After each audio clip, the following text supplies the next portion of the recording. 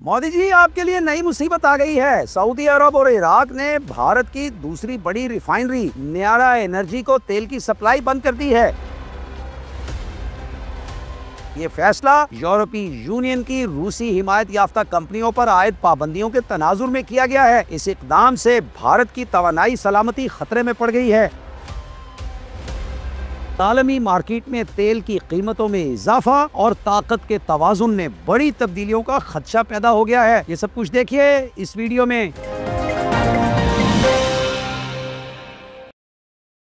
अस्सलाम वालेकुम, मेरा नाम है सजाद शफीक भट्ट। सऊदी अरब और इराक ने भारत की न्यारा एनर्जी को तेल देना बंद कर दिया है। आलमी तवानाई सियासत में हलचल मच गई है। नाजरीन, आप जरा तसव्वुर कीजिए, एक ऐसा वाकया जिसने आलमी तवानाई मार्केट को हिला कर रख दिया है। सऊदी अरब और इराक की सरकारी तेल कंपनियां भारत की सबसे बड़ी रिफाइनरी कंपनी न्यारा एनर्जी को तेल फराहम करना बंद कर देती हैं।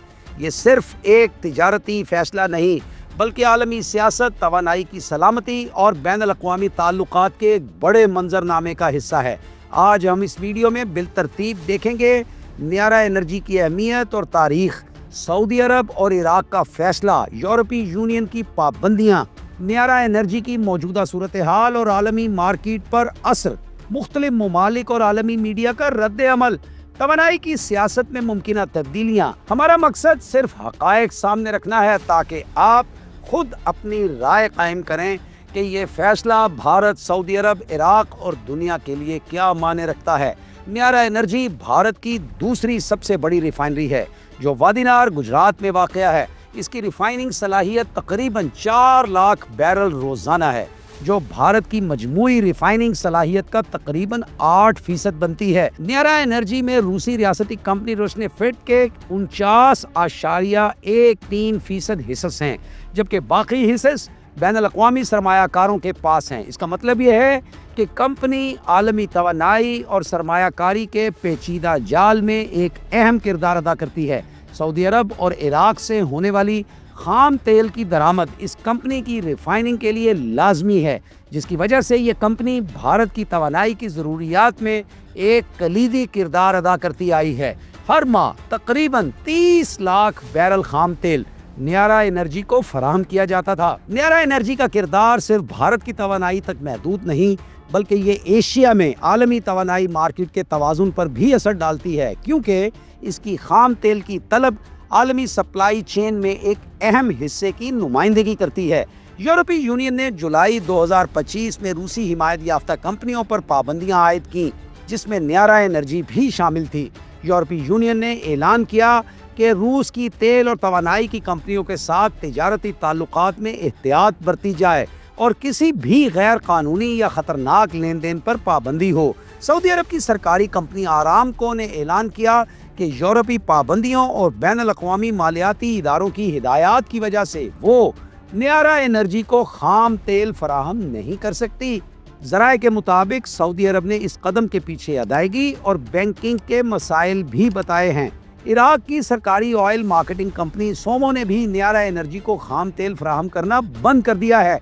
इराक की हुकूमत ने इस बात की तस्दीक की कि ये फैसला यूरोपीय पाबंदियों के तनाजुर में किया गया और ये आलमी क़वानीन के मुताबिक है। ये फैसला भारत के लिए एक बड़ा धचका है, क्योंकि न्यारा एनर्जी की रिफाइनरी का 70 से 80% काम अब सिर्फ रूसी तेल पर मुनहसिर है और दीगर सप्लाई ज़राए महदूद या गैर यकीनी हो गए हैं। न्यारा एनर्जी की रिफाइनरी अब सिर्फ रूसी तेल पर काम कर रही है। मोदी जी, आप अब सिर्फ रूसी तेल पर चले गए, रूसी तेल पर, और मुझे लगता है आप खुद भी रूसी तेल पर चलते हैं। आप, मुझे लगता है, खाना पीना नहीं खाते, तेल पर चलते हैं, तेल पर। तो न्यारा एनर्जी की रिफाइनरी अब सिर्फ और सिर्फ रूसी तेल पर काम कर रही है। अमेरिका ने कहा था कि हम आपको महदूद कर देंगे, इस कदर महदूद कर देंगे कि फिर आप पछताएंगे। और न्यारा एनर्जी की रिफाइनरी को चूँकि सिर्फ रूसी तेल पर काम करना पड़ रहा है, इस वजह से इसकी रिफाइनिंग सलाहियत मुतासिर हुई है। रिफाइनरी रोज़ाना की पैदावार के लिहाज से पहले की निस्बत कम काम कर रही है और आलमी मार्केट में तेल की सप्लाई में खलल पैदा हुआ है। न्यारा एनर्जी को आलमी शिपिंग कंपनियों से मुश्किलात पेश आ रही हैं, जिसकी वजह से वो डार्क फ्लीट जहाज़ों का इस्तेमाल कर रही है ताकि पाबंदियों और निगरानी से बचा जा सके। मोदी जी, 2 नंबरी पे उतर आए ना आप। यानी डार्क फ्लीट नाज़रीन उन जहाज़ों की कंपनियों को कहते हैं जो सामान की लोडिंग और अनलोडिंग के हवाले से अपनी मालूमात को खुफिया रखने की कोशिश करते हैं। लेकिन अमेरिका के पास सैटेलाइट टेक्नोलॉजी मौजूद है। अमेरिका ऊपर से खला से तस्वीरें उतार के मोदी आपको फराहम करेगा जहां जहां आपने रशियन तेल बेचा होगा। न्यारा एनर्जी के सीईओ ने जुलाई 2025 में इस्तीफा दे दिया था और हाल ही में आज़रबाईजान की कंपनी सोकार के एक साबिक ओहदेदार को नया सीईओ मुकर्रर किया गया। सीईओ यानी चीफ एग्जीक्यूटिव ऑफिसर। इस तब्दीली से कंपनी की अंदरूनी पॉलिसी और इंतज़ामी हिकमत अमली पर गहरे असरात मुरतब हुए हैं और आलमी सरमायाकार भी इस सारी डेवलपमेंट पर गहरी नज़र रखे हुए हैं। इस फैसले के बाद भारत में पेट्रोलियम मसनूआत की कीमतों में इजाफा और रिफाइनरी की पैदावारी लागत में इजाफा मुतवक्के है। आलमी मार्केट में भी तवानाई की सप्लाई और कीमतों में रद्दोबदल देखा जा सकता है क्योंकि न्यारा एनर्जी एशिया की बड़ी रिफाइनरी है और इसकी पैदावार आलमी तवानाई मार्केट में अहमियत रखती है। यूरोपीय यूनियन ने अपनी पाबंदियों का दिफा करते हुए कहा है कि ये इक़दाम बैनुल अक़वामी क़वानीन के ऐन मुताबिक हैं और रूसी हिमायत याफ्ता कंपनियों के साथ लेन देन में एहतियात ज़रूरी है। रूस ने न्यारा एनर्जी पर आयद पाबंदियों को गैर कानूनी करार दे डाला है और कहा है कि ये भारत की तवानाई की सलामती के लिए खतरा है। भारतीय हुकूमत ने सऊदी अरब और इराक से दरख्वास्त की है कि वो तेल की फराहमी जल्द अज जल्द बहाल करें क्योंकि ये इक़दाम भारत की तवानाई की ज़रूरियात और सनती पैदावार पर असर डाल रहा है। तवानाई की आलमी मार्केट में अहम सरमायाकार और तज्ज़ियाकार इस फैसले को बैनुल अक़वामी तवानाई सियासत में एक अहम मोड़ करार दे रहे हैं और कहा जा रहा है कि आलमी सप्लाई चेन और तवानाई की कीमतों पर इसके गहरे असरात मुरतब हो सकते हैं।